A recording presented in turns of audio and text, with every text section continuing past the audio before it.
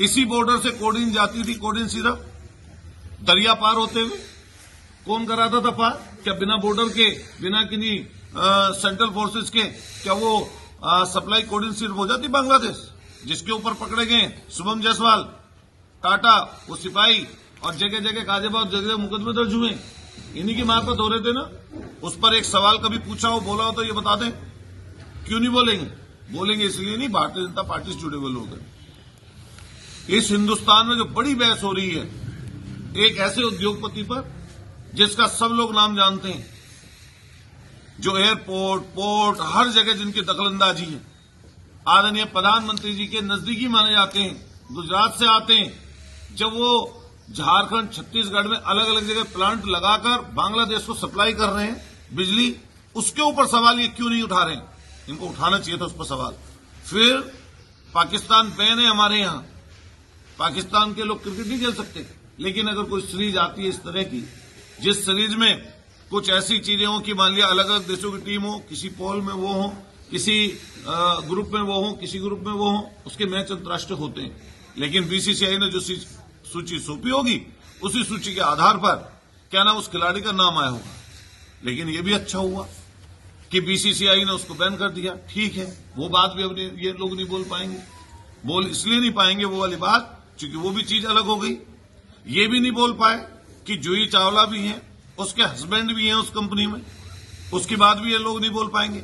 और फिर अगर प्रसन्नचिन्ह ये लोग जहीर खान पर उठाने लगे, जिसको माननीय मुख्यमंत्री जी ने अभी मुरादाबाद के खिलाड़ी को इनाम दिया है, अमरोहा के मोहम्मद शमी, उसके लिए ये लोग बोलने लगे।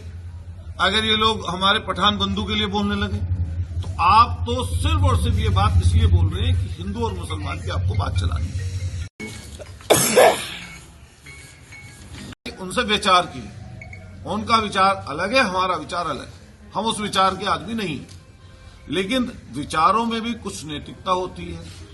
कुछ जब आप मंच पे लोगों के सामने बोलो, सार्वजनिक कोई बात बोलो, तो उसमें कुछ सच्चाई होनी चाहिए या कुछ लॉजिक भी होना चाहिए। अभी पिछले दिनों आप लगातार देखते होंगे, उनके हमेशा जो बयान हैं वो विवादों से घिरे हुए रहते हैं। कभी वो किसी दल के नेता के लिए अपशब्द बोलते हैं, कभी किसी जाति और धर्म के नाम पर किसी के लिए अपशब्द बोलते हैं। हमेशा उनकी भाषा तोड़ने की होती है, जिसके हम लोग सख्त खिलाफ हैं और पहले दिन से खिलाफ हैं। और मैं कहना चाहता हूं, क्योंकि मैं सरना विधानसभा की पॉलिटिक्स कर रहा हूं, मैंने वो भी समय देखा इस सरना में जब वो बसपा से टिकट मांग रहे थे और लगभग टिकट उनका तय हो गया था 2007 के एमएलए का। आप पूछिएगा, जो मैं बात पूछूं आपसे कहूं अगर कोई गलत हो, वो टिकट नहीं हो पाया। तो वही शख्स 2009 में समाजवादी पार्टी से आप सब लोगों के सामने समाजवादी पार्टी के उम्मीदवार लोकसभा मुजफ्फरनगर के बने और 9 में वो चुनाव हार गए। उसके बाद उनका यहां भी मन नहीं लगा, फिर उनका सीधा आगे बढ़े और आगे बढ़ने के बाद में उन्होंने भारतीय जनता पार्टी से 12 का टिकट पाया सरना विधानसभा से, वो चुनाव जीत गए। हमारे पास मौका था अपने आप को साबित करने का। हम छात्र राजनीति से गए थे पहले नंबर पे, वहां पर पहुंचे, 12 में हम चुनाव हारे। हमने 5 साल मशक्कत की, हम फिर चुनाव हार गए। वो फिर भारतीय जनता पार्टी से विजयी हुए 2017 में। भारतीय जनता पार्टी की सरकार बनी। सरकार बनने के बाद में उनके पास सारी वो साधन और सुख सुविधाएं थी जिससे वो लोगों का भला कर सके, लेकिन जनता ने हमें मौका दिया और 22 में मैं विधायक बन गया। ये सरदना से संबंधित हिस्ट्री मैंने राजनीतिक आपको बताई। हमारे से पहले महान शख्सियत हुए रविंद्र कुंडी साहब, वो क्षेत्र का प्रतिनिधित्व कर चुके हैं। वाली बात आई, इसके पीछे से फिर एक धमकी आई। धमकी आई है बांग्लादेश से व्हाट्सएप के नंबर पर, इनके पीए पर। सुनिश्चित करे सरकार कि किसी जनप्रतिनिधि के साथ कोई अनहोनी ना हो, उसकी सुरक्षा पुख्ता की जाए। हम मांग करते हैं आपके माध्यम से, उनकी सुरक्षा से कोई खिलवाड़ नहीं होना चाहिए। ये बात तो सही है, उनकी या किसी भी जनप्रतिनिधि की, आम आदमी की भी सुरक्षा करने का इंतजाम सरकार का है। लेकिन जब बांग्लादेश से धमकी आ गई, किसी ने बताया, एक अधिकारी ने, नाम नहीं लेना चाहते हम, एक अधिकारी ने हमसे बताया, जानकारी दी, इसी सरकार के अधिकारी ने, नाम ले देंगे तो बेचारे का नुकसान हो जाएगा। उसने बताया कि अब रिव्यू होने वाला था सुरक्षा का, और रिव्यू में सुरक्षा शायद चली जाती। तो ऐसे मौके पर जो बांग्लादेश से धमकी आई है, जिस भी व्यक्ति ने धमकी दी है, कम से कम ये जरूर खुलासा होना चाहिए। अच्छा, आप ही तो सब पत्रकार साथी बैठे हैं, अभी एक भारतीय जनता पार्टी के नेता थे, उनके ऊपर धमकी आई, धमकी ऐसी निकली, खुद ही दिलवा ली थी अपने आप को।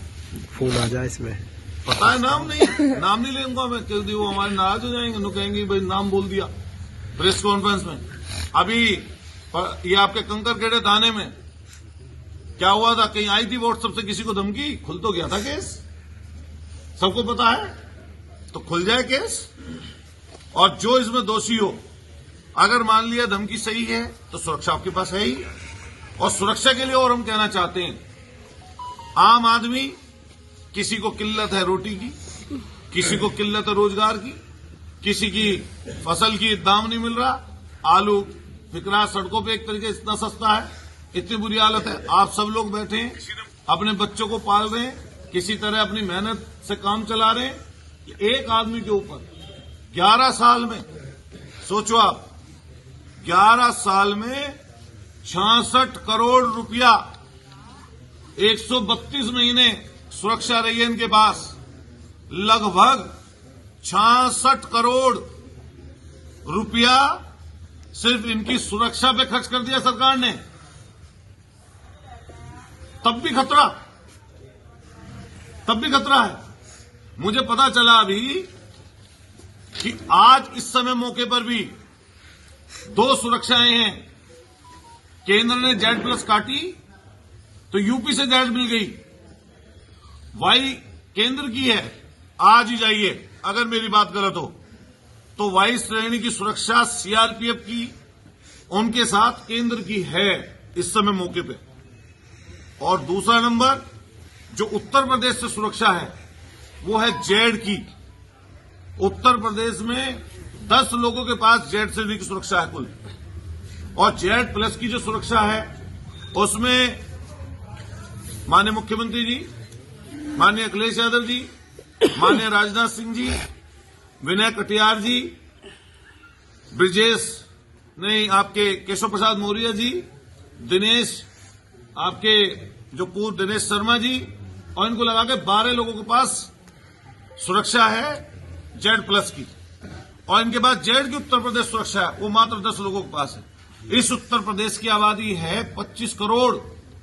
रोजाना लोग जिनकी लोगों की हत्याएं हो जाती हैं वो एक एक गनर के लिए मारे मारे घूमते रहते हैं कि हमारी हत्या हो जाएगी, और बदमाश चेतावनी देकर, धमकी देकर उनकी हत्याएं कर देते हैं, उनको एक गनर नहीं मिल पाता।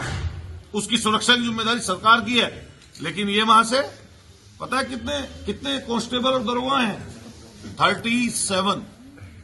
37, 3 दरोगा, 34 सिपाही, गारद घर की अलग, सरदने की गारद अलग, मेरठ की गारद अलग, कौशाम्बी की गारद अलग, 2 पुलिस की गाड़ियां सरकारी खर्चे पर पुलिस लाइन से सुबह तेल भरकर जनता के पैसे की गाड़ी कमाई को लेकर इनको चलती हैं सुबह ही तेल भर के।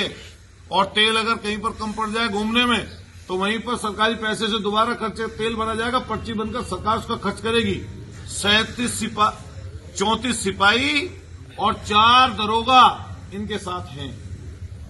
2 सरकारी गाड़ियां तेल भर के बिल्कुल फर्स्ट क्लास, अगर खराब होगी तो दूसरी आ जाएगी। और तीसरी गाड़ी जिस थाना क्षेत्र से जाएंगे उसमें वायरलेस हो जाएगा, जानकारी दे देंगे। तीसरी गाड़ी सरकार की वो मुहैया होगी। अब आप बताओ आम आदमी कहां जाए भाई? 66 करोड़ रुपया कैसा दिखावा है भाई ये? कोई बताए इस चीज को? और मैं फिर कहना चाहता हूं, इनकी पूरी सुरक्षा की जिम्मेदारी है, किसी की भी सुरक्षा की जिम्मेदारी सरकार की। सरकार को वो सुरक्षा करनी चाहिए, लेकिन ये चीज नहीं चलेगी